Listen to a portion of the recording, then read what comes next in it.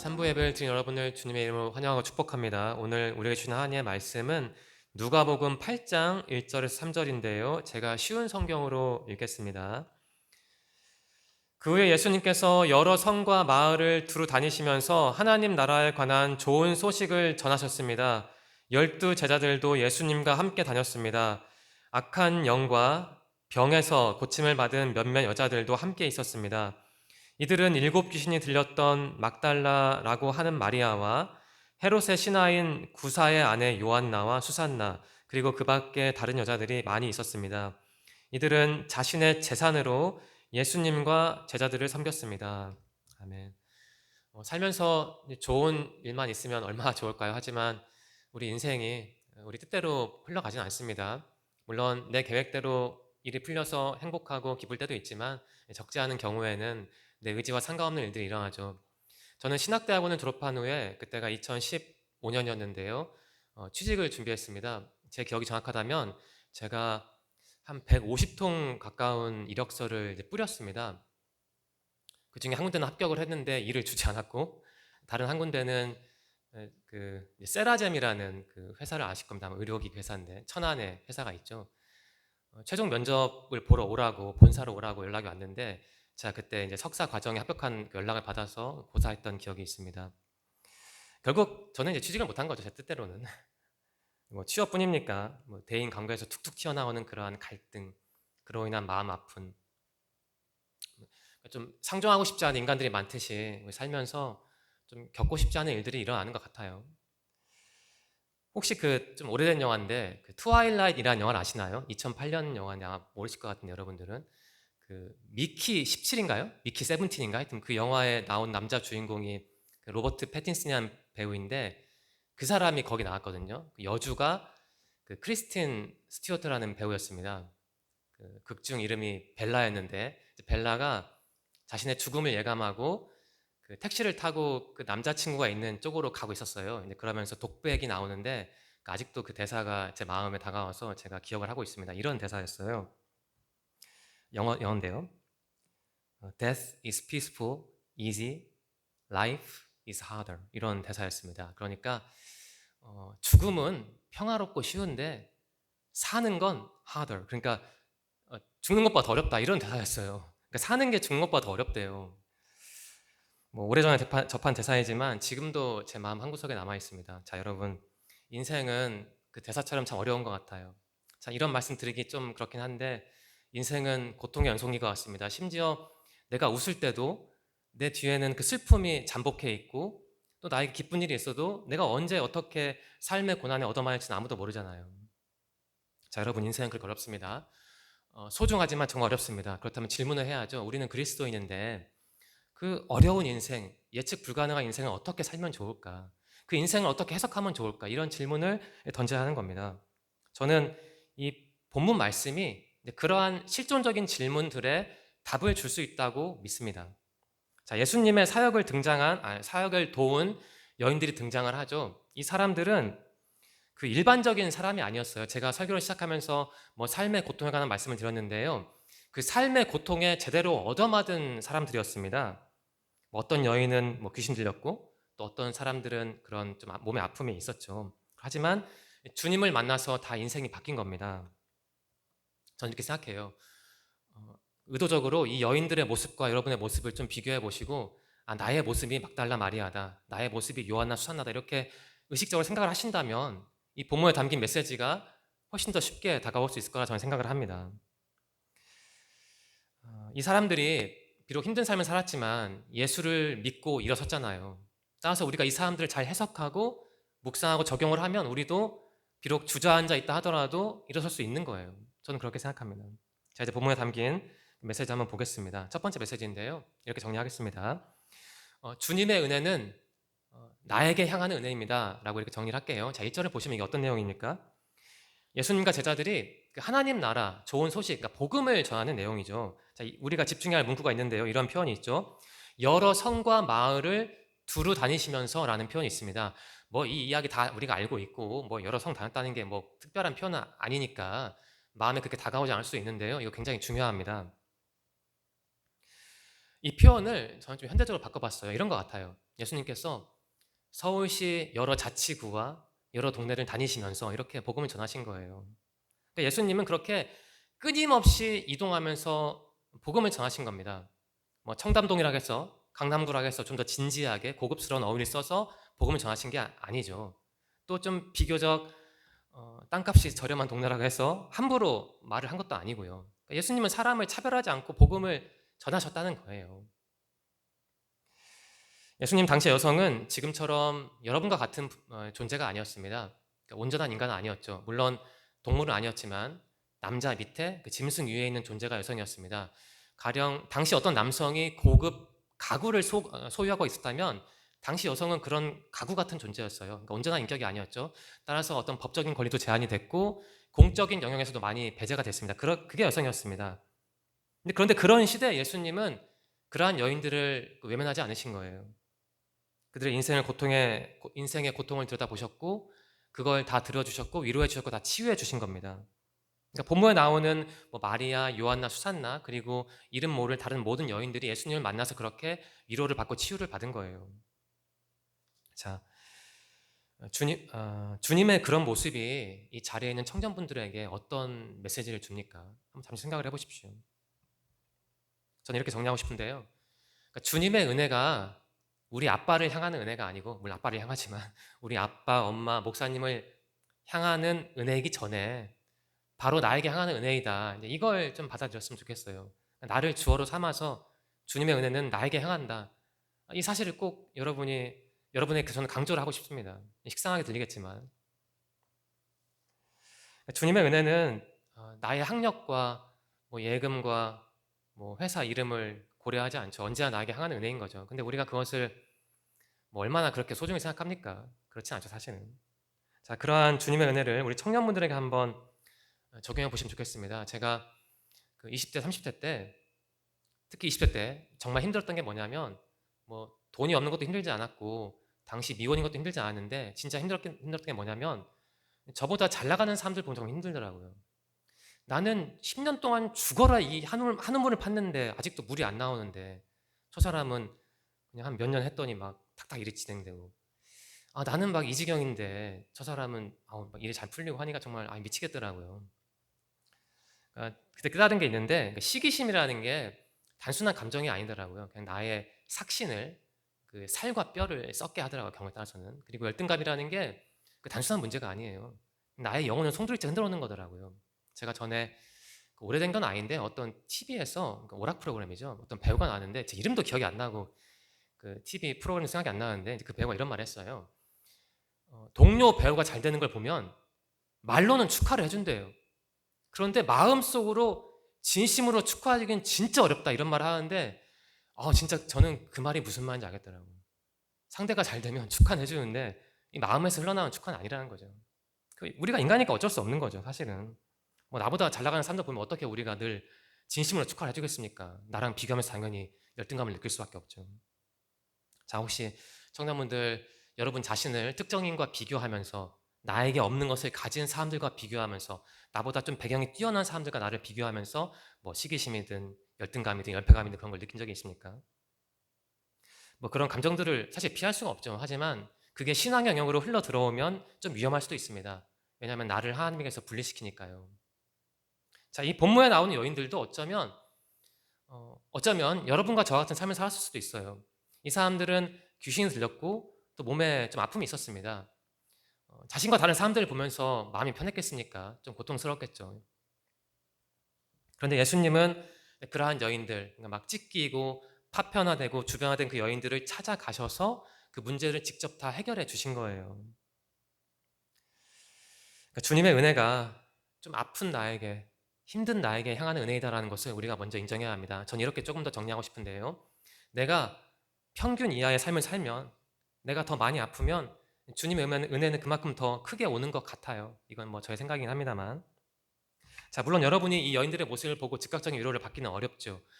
이 시점에서 이 여인들은 문제가 해결이 됐고, 하지만 우리의 문제는 현재 진행형일 테고, 지금 해결됐다 하더라도 언제 어떻게 또 다른 문제가 더 강도가 센 문제가 나를 찾아올지는 모르니까 우리는 늘 이제 불안하고 불만족스러운 것이죠. 그럼에도 우리가 이 여인들을 보면서 최소한 방향성을 얻을 수 있지 않겠습니까? 방향성. 그러니까 어떤 방향성이냐 이런 거죠.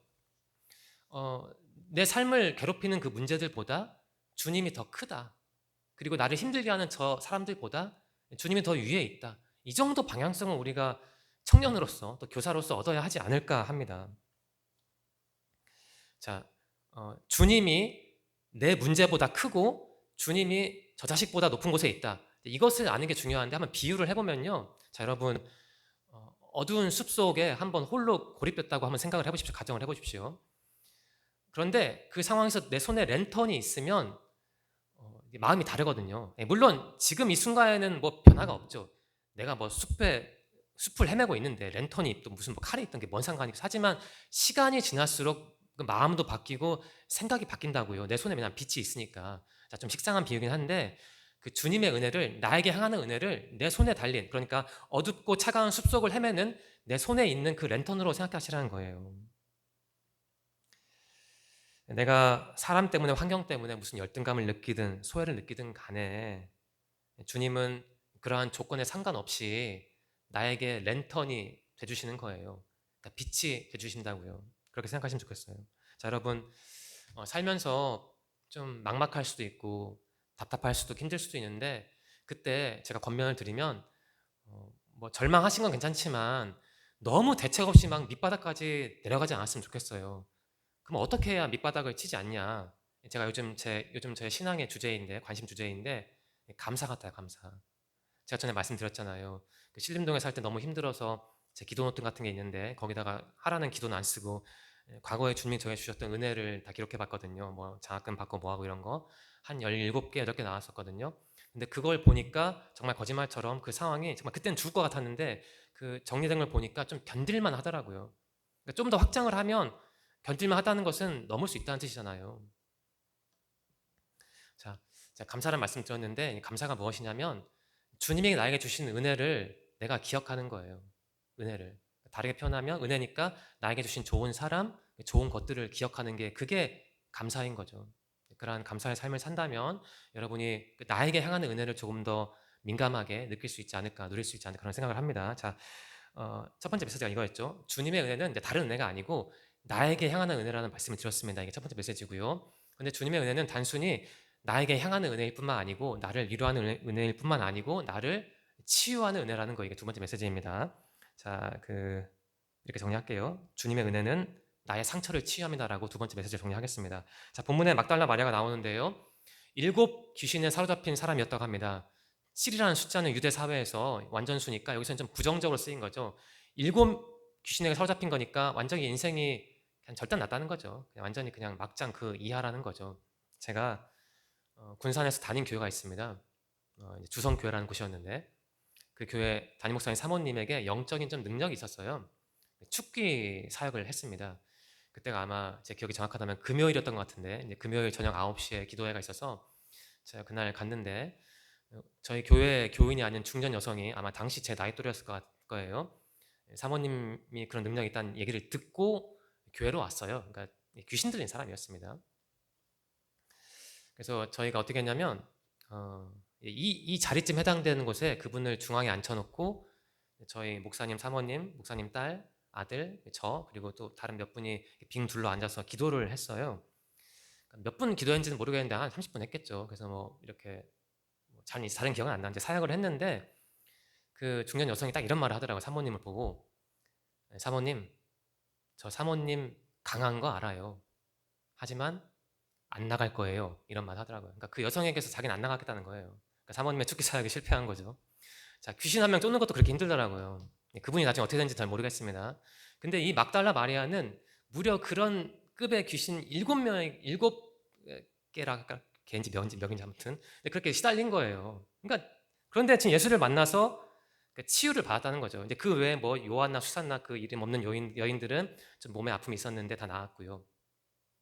자, 이 여인들의 모습이 아마 여러분이 뭐 다 아는 이야기라서 그렇게 마음에 다가오지 않을 수도 있는데 저는 그 귀신 들리는 사람을 봤기 때문에 조금 더 마음에 이야기가 다가오긴 합니다. 아무튼 이 여인들의 모습, 그런 문제를 해결한 여인들의 모습을 보면서 여러분은 무엇을 느낍니까? 나를 온전히 치유하는 분은 주님이라는 거예요. 물론 내가 아프면 상담도 받아야 하고 약을 먹어야 하지만 아무리 좋은 약물이라도 아무리 좋은 상담사더라도 내가 주님과 좋은 관계를 맺지 못한 상태라면 그런 것들은 유통기한이 굉장히 짧을 것 같아요. 그러니까 나의 인격을, 영혼을 본질적으로 뒤바꿀 수 있는 분은 주님이다라는 이 사실을 진짜 알고 믿는 사람에게 그 치유의 은혜가 더 빠르게 강하게 임하지 않겠습니까? 자, 나를 치유하는 은혜의 주님. 그 주님은 여러분에게 어떤 존재입니까? 자, 본문에 나온 마리아와 여러 여인의 모습. 그러니까 뭐 막 귀신에 사로잡히고 무슨 여러 가지 문제가 있는 사람들을 여러분과 한번 비교해 보세요. 우리 모두에게도 말로 다 할 수 없는 그러한 찢긴과 어떤 쓰라림과 상처가 다 있잖아요. 자, 여러분, 이 마리아와 요한나와 수산나와 또 기타 이름 없는 여인들이 예수님을 만나기 전 어떻게 살았을 것 같습니까? 물론 뭐 이 중에는 좀 구사의 아내는 그 요한나인가요? 이 사람은 조금 부자였을 것 같긴 합니다. 추정을 해보면. 하지만 대다수는 이제 그렇지 못한 것 같은데 자신과 다른 사람들 보면서 정상적으로 사는 사람들 보면서 얼마나 마음이 아팠겠어요. 나는 이렇게 사는데 저 사람은 잘 사네. 나는 이 지경인데 저 사람은 멀쩡하냐. 그런 걸 보면서 얼마나 마음이 힘들고 괴롭겠습니까? 여러분, 아픔이 있다는 건 그런 거예요. 어떤 식으로든 나의 인간으로서의 가치와 존엄성과 나의 인격과 영혼을 훼손시키는 게 아픔이라고요.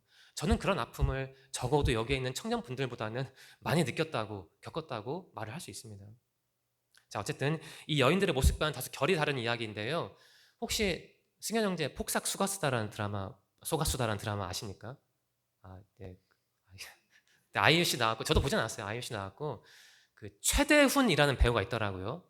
그분이 학시라는 그분이 저와 동갑이에요. 프로필 찾아보니까. 그래서 좀 그분의 스토리를 제가 말씀드리려고 하는데 마음이 다가왔는데, 그분이 무려 20년 가까이 무명 생활을 했더라고요. 그러고 나서 좀 뜬 건데, 그분의 아버지가 그 뇌출혈이죠. 뇌출혈이 오셔서 그분이 아버지를 10년 넘게 병수발을 했더라고요.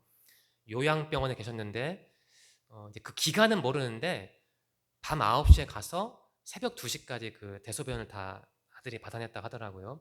그래서 한 번은 제 기억이 정확하다면 이제 아버지가 좀 이제 힘들다, 이제 아버지가 그런 말을 하면서 그냥 울고 그렇다 하더라고요. 코로나가 갑자기 와가지고 아버지가 이제 감염돼서 돌아가셨어요. 그런데 저는 몰랐는데 당시 코로나 초기 때는 사망하면 바로 화장이었다며요. 그 절차 없이. 그게 어떤 그 행정 명령이었나 봅니다. 그래서 국가에서 빨리 화장하라고 이제 행정 명령이 내려온 거죠.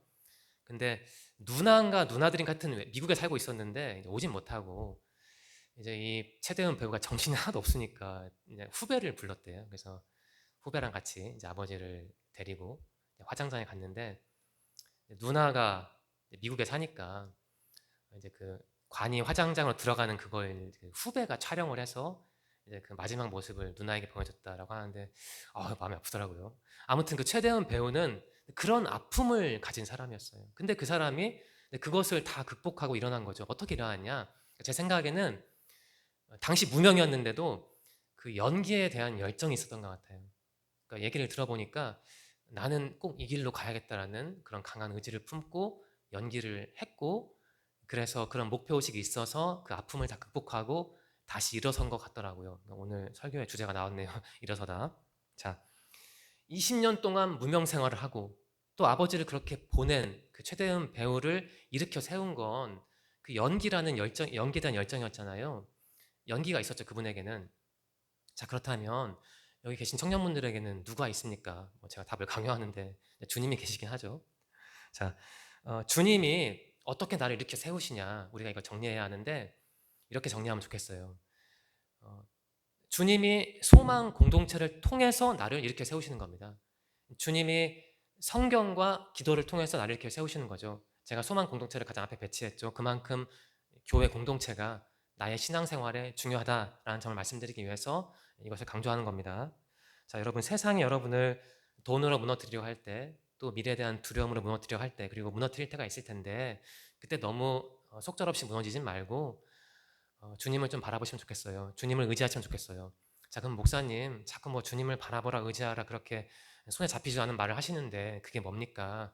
제가 또 이렇게 정리하겠습니다. 반복을 하면 주님을 바라본다, 의지한다는 건 무엇이냐면 내가 교회 공동체를 좀 소중히 생각하고 내가 말씀을 좀 정밀히 읽고 그리고 늘 기도하는 거예요.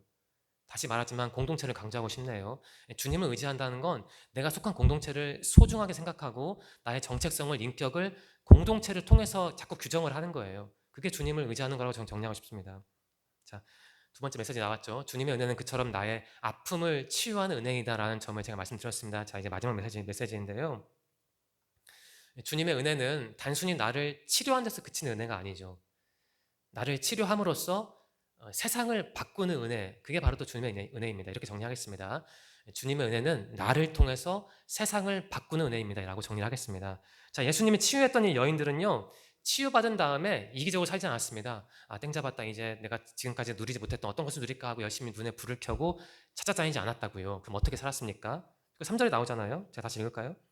이들은 자신의 재산으로 예수님과 제자들을 섬겼습니다. 라고 기록되어 있죠. 그러니까 이 사람들은 그렇게 치료를 받고 나서, 은혜를 받고 나서 이제 평신도 사역자가 된 거예요. 현대적으로 풀어보면은 뭐 부장님들처럼, 또 여러분 교사들처럼, 그리고 뭐 집사님들처럼, 교사처럼 그렇게 주님의 일을 좀 표현이 그렇지만 보조하는 그러한 일을 하시게 된 거죠. 자, 당시 예수님의 공동체, 그러니까 교회는 세상을 바꾸는 일을 했습니다. 복음을 통해서. 따라서 이 수산나, 마리아, 요한나 이 여인들이 예수님의 사역에 동참했다는 얘기는 은혜를 받은 다음에 그 은혜를 활용해서 세상을 바꿨다는 뜻이에요. 자, 이 여인들의 모습이 여러분에게 어떤 메시지를 줍니까? 주님의 은혜는 단지 나에게 향하는 은혜가 아니에요. 나의 생활의 온도와 마음의 색깔만 바꾸는 은혜는 아니라고요. 그런 나를 통해서 그 세상을 바꾸려는 게 주님이 진짜 의도하신 게 아닐까라는 느낌을 저는 받았습니다. 자, 은혜의 그러한 확장성, 파급력을 좀 여러분이 기억하시면 좋겠습니다. 제가 과거에 배우 차인표 씨가 이런 말을 했어요. 사랑은 그냥 말이 아니래요. 그러니까 행동이라는 거죠. 그분은 그 말대로 살았어요. 그 차인표 신라 씨 부부는 그 컴패션이라는 아마 기독교 단체인 것 같은데 거기서 그 아동들을 후원하고 있습니다. 구체적으로 어떤 아동인지 모르겠지만요. 그리고 그분들은 딸을 입양했어요. 두 딸을. 한 분은 2005년생, 한 분은 2008년생이에요. 그러니까 자신들이 은혜를 받았고 그 은혜를 확장해서 세상을 바꾸는 삶을 살았고 살고 있는 것이죠. 자, 그러니까 그처럼 하나님의 은혜를 받은 사람은 그 은혜를 내 마음에만, 내 통장에만 저장을 하는 사람들이 아닌 겁니다. 어떻게든 그걸 통해서 내 주위를 바꾸는 사람이 진짜 하나님의 은혜를 받은 사람이라고, 성숙한 그리스도인이라고 정리를 할 수 있는 것이죠. 물론 뭐 차인표 씨, 신혜라 씨 부부가 뭐 공인이고 부유하니까 그런 일을 하겠죠. 그래서 여러분의 마음에 크게 다가오지 않을 수도 있지만 적어도 두 사람이 여러분에게 그 어떤 방향성을 줄 수는 있잖아요. 어떤 방향성이냐? 이렇게 정리하겠습니다. 자, 여러분 주위에 여러분보다 힘들고 어려운 사람도 있을 텐데 여러분은 은혜를 받은 사람인데 그렇다면 여러분이 받은 은혜를 그 사람들에게 나누어 주셨습니까? 나누어 주고 있습니까? 앞으로 어떻게 나누어 줄 겁니까? 그 은혜를. 자, 여러분. 내가 나 자신을 보면서 나는 치유하는 은혜를 받은 사람이다. 하나님의 은혜를 체험한 사람이다라고 확신을 할 텐데 가끔은 그런 확신을 증명할 필요가 있습니다. 뭐 말로만 하는 게 아니니까 신앙생활은. 그럼 어떻게 증명하면 좋을까? 여러 가지 방법이 있겠죠. 내가 과연 감사를 하는지 안 하는지, 내가 교회 공동체를 어느 정도 수준으로 이해하고 어느 정도 수준으로 교회 봉사를 하는지, 그리고 내가 성경과 기도를 어느 정도 수준으로 가까이 하는지, 뭐 그런 것을 보면은 내가 은혜를 받은 사람인지 아닌지 증명을 할 수 있죠. 그것보다 중요한 건 오늘 본 말씀에 기초하면 이거 같아요. 내가 하나님의 치유의 은혜를 받았다면 그걸 어떻게 증명할 수 있을까? 바로 이거예요. 내가 다른 사람에게 나의 것을 나누어 주는지 아니면 그렇지 않은지 그걸 보면 될 것 같아요. 그러니까 타인에게 관심을 주는지 애정을 주는지 뭔가를 주는지를 확인하면 내가 진짜 은혜를 받은 사람인지 아닌지를 알 수 있다는 것이죠. 자, 제가 다시 읽겠습니다. 3절을요. 이들은 자신의 재산으로 예수님과 제자들을 섬겼습니다. 자, 지금 우리가 세 번째 메시지를 정리하고 있죠. 세 번째 메시지는 이겁니다. 주님의 은혜는 나를 통해 세상을 바꾸는 은혜입니다. 이렇게 정리를 했잖아요. 그러니까 세상을 바꾼다는 건 저는 그렇게 어려운 게 아니라고 봅니다.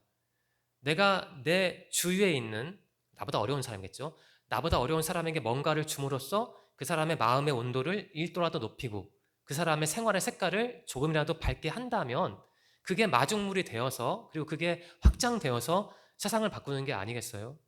물론 뭐 제 말씀을 듣는 분들 중에는 너무 뻔하다 식상하다라고 느낄 수도 있겠지만 저는 정말 그렇게 믿기 때문에 이렇게 말씀을 드리는 겁니다. 자, 주님의 은혜는 개인성을 넘어서 공동체성을 향하는 겁니다. 다시 말씀드리면 그 은혜의 확장성, 파급력을 여러분이 꼭 마음에 새겨두시기 바랍니다. 자, 오늘 말씀 세 번째 그 메시지, 그러니까 은혜의 그런 확장성, 공동체성을 보여주는 다른 말씀이 있잖아요. 마태복음 6장 11절인데요. 오늘 우리에게 필요한 양식을 주옵소서, 이러한 기록이 있습니다. 자, 보시면 예수님이 가르쳐주신 기도인데 오늘 나에게, 오늘 내 가족에게, 오늘 내 자식에게 필요한 양식을 달라는 게 아니잖아요. 오늘 나에게 필요한 양식을 달래요.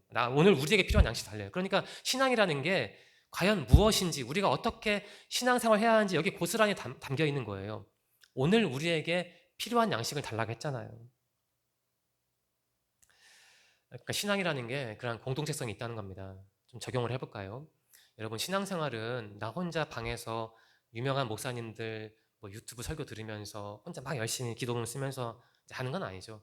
그런 게 때로는 필요하겠지만 그거는 가장 중요한 건 아닙니다.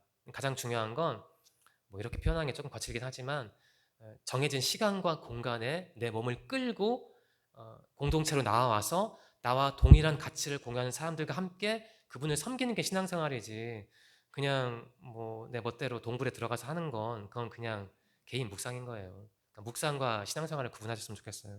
자, 본문 돌아가겠습니다. 예수님의 은혜를 받아서 귀신으로부터 해방된 막달라 마리아, 그리고 삶의 문제를 해결한 요한나, 수산나, 그리고 다른 많은 여인들은 타인을 섬기는 삶을 살았습니다. 그러니까 은혜를 제대로 받은 사람은 그렇게 공동체, 공공선을 생각하면서 살 수밖에 없는 거예요. 저는 여기서 조금 실험적인 주장을 하고 싶은데요. 내가 그 공동체를 좀 더 소중하게 생각을 하면, 그러니까 나의 신앙보다 우리의 신앙을 좀 더 소중하게 생각을 하면 그 사람에게는 더 큰 은혜가, 더 많은 은혜가 내릴 것 같아요. 뭐 저의 해석이니까 여러분은 알아서 영화에서 들으시기 바랍니다. 자, 여러분이 교사로, 방송실에서, 또 임원으로, 또 뭐 부장님으로, 또 뭐 여러 가지 그 직책으로 교회를 섬기시는데, 그러한 공동체성이 증명을 합니다. 뭘 증명하냐면 여러분이 은혜를 받으시는 사람이라는 걸 증명하고 은혜를 받고 있다는 걸 증명하고 또 보장을 하죠. 뭘 보장하냐면 여러분이 앞으로 은혜를 받을 것이라는 걸 보장하는 거예요. 그러니까 지금까지 잘해오신 것처럼 앞으로도 아이들을 위해서 또 교회를 위해서 지금처럼 일을 또 봉사를 하신다면 좋을 것 같습니다. 자, 우리 청년분들에게 힘든 일이 있겠지만, 그래서 때로는 몸과 마음이 무너지는 경험을 할 수도 있겠지만, 그처럼 힘들 때 그 소망 공동체를 꼭 바라보시기 바랍니다. 이 공동체는 하나님이 세우신 공동체니까 내가 이 공동체를 의지한다는 것은 하나님을 의지한다는 거예요. 이 공동체는 하나님과 함께하는 공동체니까 내가 이 공동체와 함께 한다는 것은 주님과 함께 하는 거죠. 함께 한다는 거죠. 좀 그렇게 쉽게 풀어보셨으면 좋겠어요. 세 번째로 강조하는데, 그러니까 신앙생활에서 공동체가 중요하다는 겁니다. 은혜를 받아야 하는데 그 은혜라는 것도 내가 공동체를 통해서 받는 것이고 그 은혜, 내가 받은 그 은혜도 결국 공동체로 흘러가는 거예요. 그러니까 그 교회가 그런 의미에서 중요한 거고, 그걸 좀 무식하게 번역을 하면 예배가 중요하다는 겁니다. 이렇게 이해하시면 좋을 것 같습니다. 네, 설교를 마치려 합니다. 하늘이 무너져도 솟아날 구멍이 있다고 하잖아요. 아무리 삶이 막막하고 힘들어도 살 길이 있다는 거죠. 저는 오늘 이 설교문을 마친 다음에 이런 생각이 들었습니다. 그 속담을 바꿔야겠다. 하늘이 무너져도 솟아날 구멍이 있다가 아니고 하늘이 무너져도 내가 받을 은혜는 있다. 이렇게 정리하면 어떨까 합니다. 자, 한국 사회가 팍팍하죠. 우리를 긴장시킵니다. 하지만 여러분, 우리는 비록 땅을 바라보고 살아야 하지만 동시에 마음은 끊임없이 상승해야 하는 그 상승 기류를 받아야 하는 사람들이잖아요. 그러니까 힘든 일이 있어도 너무 힘들어하지 말고 주님을 꼭 의지하시기 바랍니다. 다시 말하지만 주님을 바라본다는 건 내가 속한 공동체를 소중하게 생각하는 거예요. 그게 주님을 의지하는 사람이고 그게 주님을 진짜 바라보는 사람인 겁니다. 특별히 이 자리에 몸과 마음이 좀 아픈 청년분들이 계시다면 이 본문 말씀을 통해서 꼭 일어서시길 바랍니다. 오늘 우리에게 주신 하나님의 말씀이 여러분과 저를 일어서게 할 것이라고 저는 믿습니다. 기도하겠습니다. 하나님 감사합니다. 귀한 말씀을 통해 큰 은혜를 주셔서 감사합니다. 우리를 일으켜 세우는 분은 주님이시며 우리가 살 길은 은혜를 받는 것임을 이 시간 고백합니다. 오늘 주신 말씀을 우리 청년들이 마음에 간직하고 묵상함으로써 하나님을 더 잘 알기를 소망합니다. 새로운 한 주를 살아가는 우리 모두에게 지혜와 물질과 건강을 허락해 주시옵소서. 우리 모두가 언제 어디서나 은혜의 주님을 의지함으로써 다시 일어설 수 있도록 인도하여 주시옵소서. 예수님의 이름으로 감사하며 기도드립니다. 아멘.